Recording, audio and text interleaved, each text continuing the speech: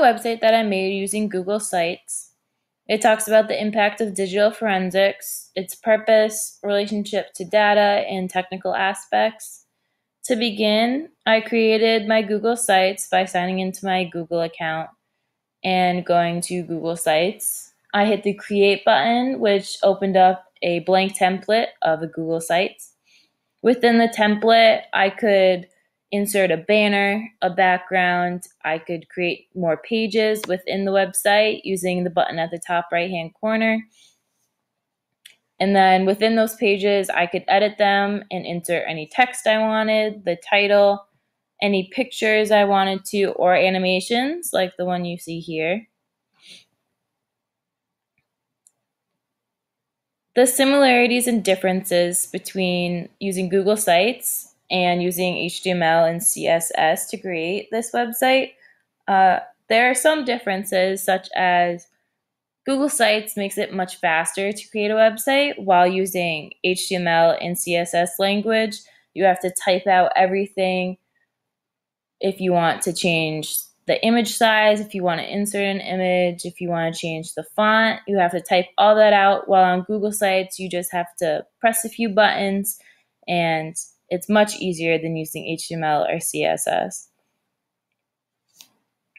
And I'll explain how Google Sites is stored and edited and accessed on the web.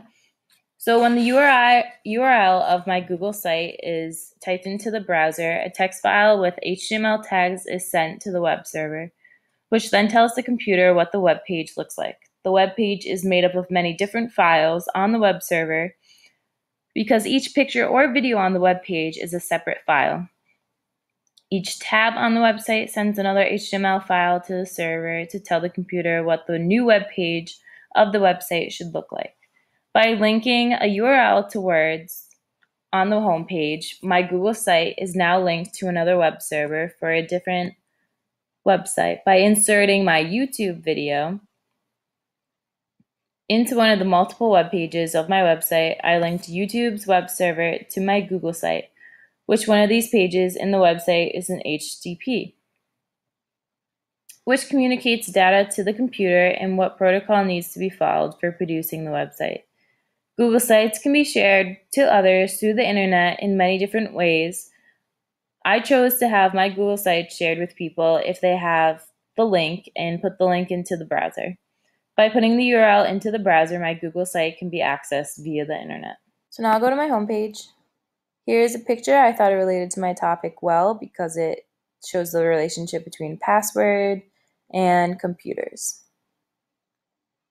If I go to my impacts page, here asked to explain a beneficial effect of the innovation, and I said that was providing important evidence in criminal cases, help putting criminals behind bars, and making the world a safer place.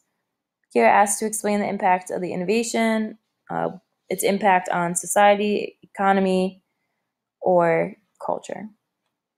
I said that its impact on society has helped people get jobs because the demand for people who are specialized in digital forensics has increased.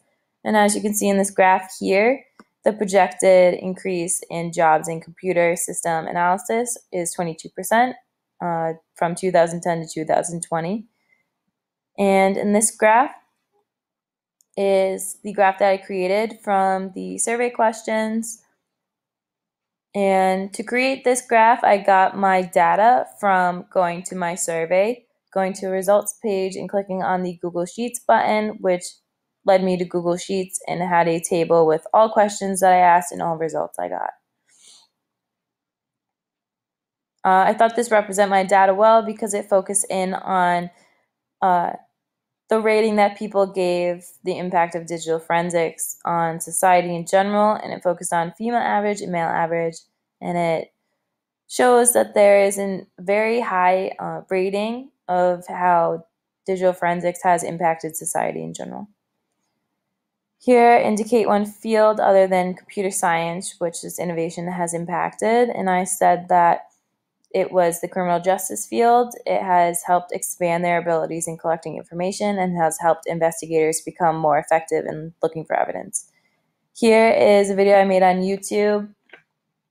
I took the videos in this YouTube video from my phone, and I used transitions to put those together through using the YouTube editor, video editor, and I published this video to YouTube by finishing editing and using the publish button. And now I will play the video.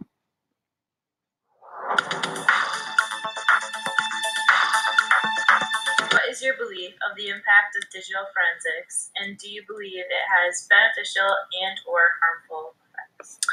Well, digital forensics can be useful because you can have a wide variety of tools to help with an investigation. It can be very useful in finding small details that you can't originally find. It's innovative, it's new, it's definitely helpful in like high-profile cases, and it's important to use. But it also can have a harmful effect because not everyone knows how to use it, and you need to be able to have the education and background on how to use it without falsely accusing someone.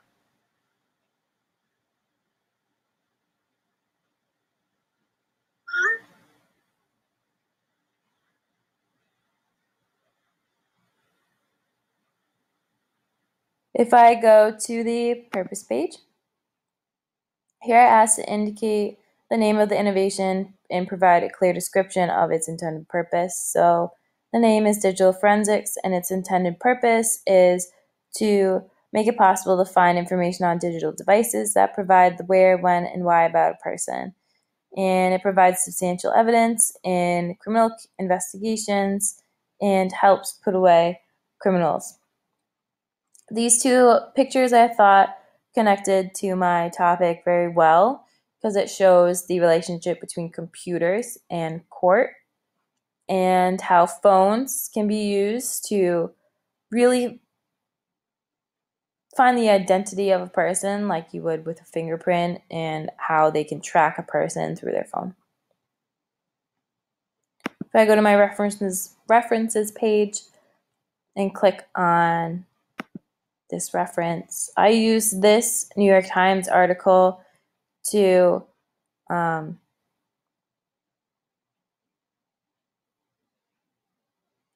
information about typical investigations, how digital forensics is used to trace people electronically, and how there's a demand increase in jobs in this field. You can see that here, great demand for more law enforcement investigators trained in digital crime solving techniques. So now if I go back, go to my relationship and to data page, describe how the innovation consumes data. And I said that it uses the cloud, and the cloud stores its data on web servers instead of the actual computer. And you can access this data from any digital device if it has connection to the internet. If I go down, describe at least one data storage concern, privacy concern. I said that a privacy concern was, as people got to know more about digital forensics, they're concerned with how much privacy they actually had on their password-protected accounts. Because digital forensics can be used to go through those accounts, they also were concerned with criminals being able to go through those accounts because they can have the same set of skills as a professional in digital forensics. If we go to the technical aspects page, describe how a user interacts with the innovation. I said that they may need software that can get into password-protected accounts. They also can go through text messages and pictures that can be in the cloud, that can also be GPS tagged. Describe in detail how the innovation technology incorporates at least one of the big ideas, so that programming is a very important skill to have when involved in digital forensics. They can use programming skills to write specific software in order to get into certain password-protected accounts and decrypt software that have been made to hide important evidence in an investigation. For more information on the impact of digital forensics, visit my website.